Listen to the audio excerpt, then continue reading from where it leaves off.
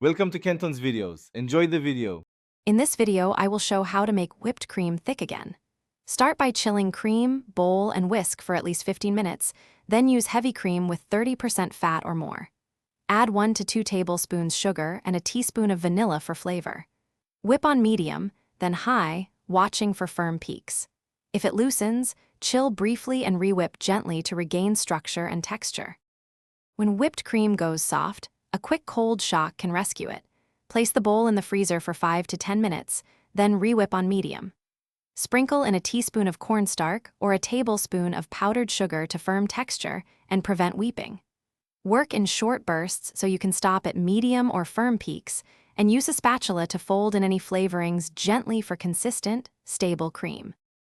Overbeating turns whipped cream grainy, but you can rescue it by adding 1 to 2 tablespoons cold cream and whisking gently to bring it back together. For long holds, dissolve a teaspoon of gelatin in 2 tablespoons cold water and fold in to stabilize without changing flavor.